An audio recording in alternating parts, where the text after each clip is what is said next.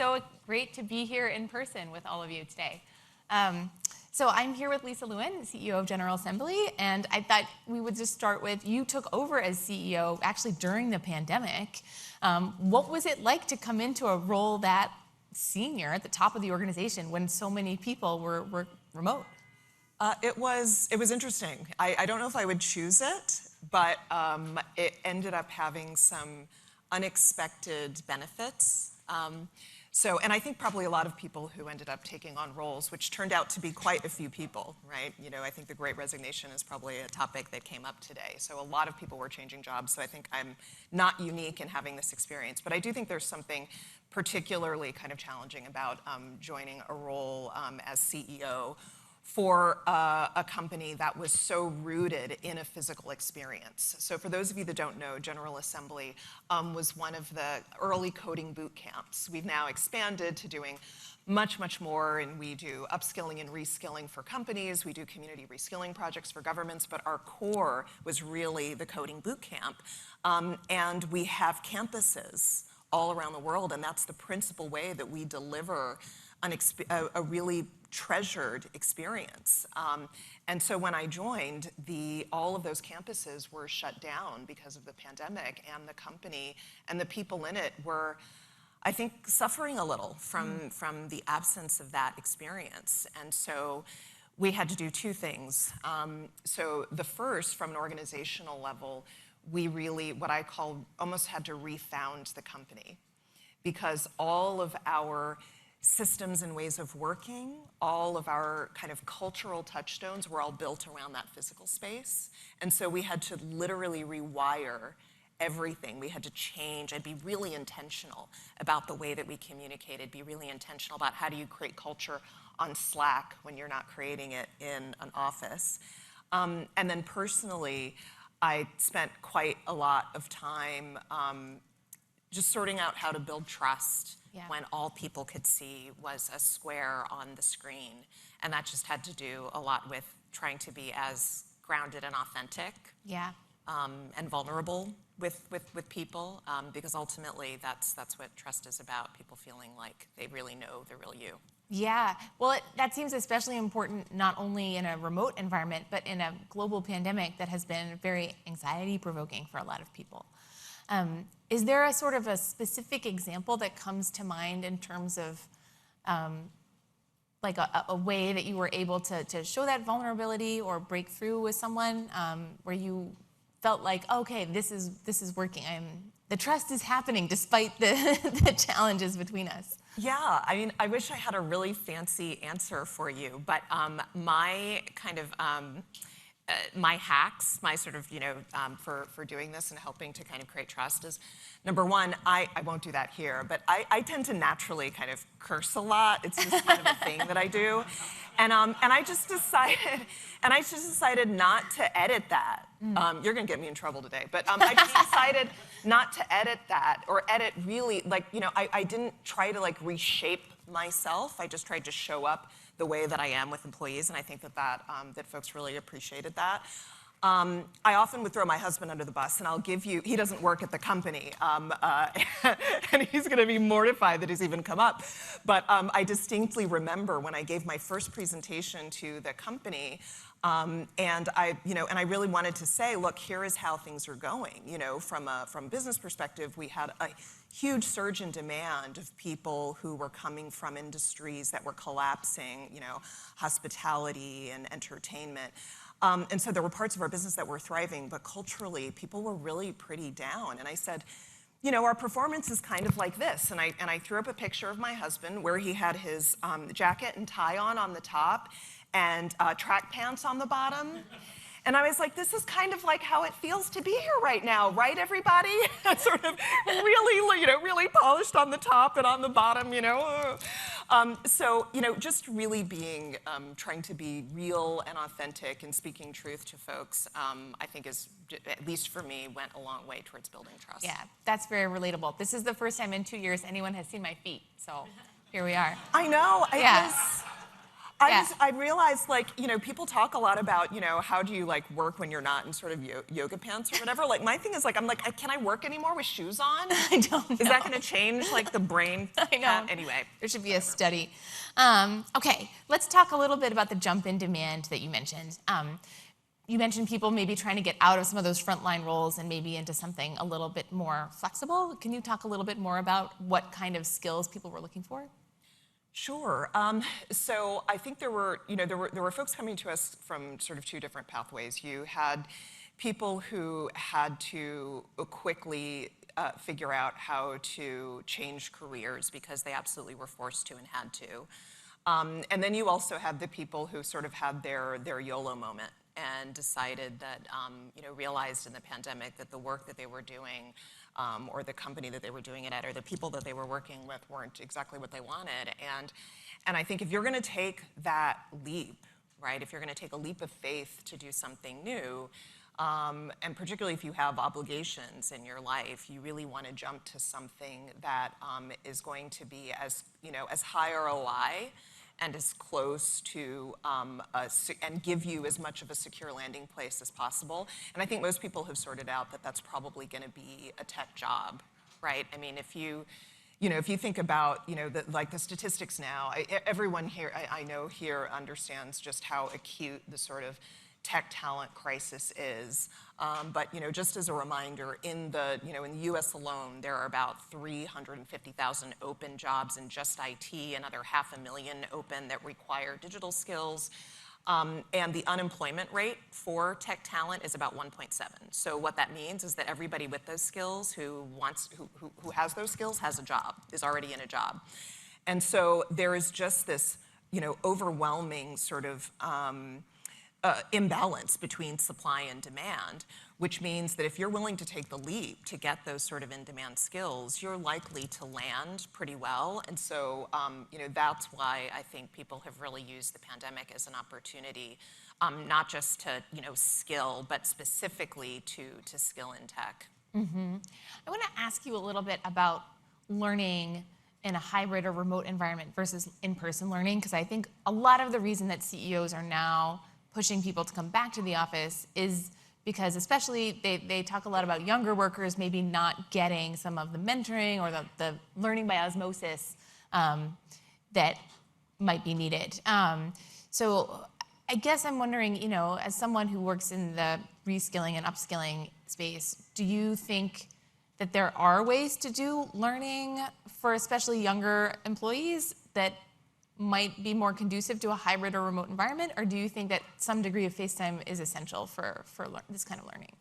Sure. I mean, I think the answer is it depends on what we're talking about, right? So, I always say there are three kinds of professionals that I don't want to use if all they've done is learn online: physicians, hairstylists, and general contractors. So there are absolutely those moments when and those types of roles and jobs and skills where the training really should be in person, on site, in the field, because that's where the work is. But I think most of the types of jobs that we're talking about are sort of white collar knowledge jobs, and those jobs are going to be blended and remote for the foreseeable future. And so really thinking about the training not only should be, but probably must be in many ways, right? It's got to be flexible enough. And we're really big proponents of sort of a blended model, not to completely sort of geek out, but there's quite a bit of learning science around. There are certain types of skills and there's certain types of content that you want to convey in an asynchronous way. There are others that you want to do synchronously. There are some that are perfectly well done in a virtual environment, and then there are those things that you really want to do in the field in person. And so I think it's about being really intentional about it and taking that kind of blended approach. Yeah. Well, first I'll just say we're Bloomberg. We can geek out. It's okay. Yeah, this is the place to do it. This is the tribe. This is the tribe. Group to do it. But so are there, when you say there's certain things that should be in person, I mean, I totally agree with you on the hairstylists. pretty sure my last haircut was from someone who was just learned by watching YouTube. So I love that you went there before the physician. I'm with you. But so when you think about kind of what those in-person learning skills are for like a knowledge workforce, what sort of examples come to mind?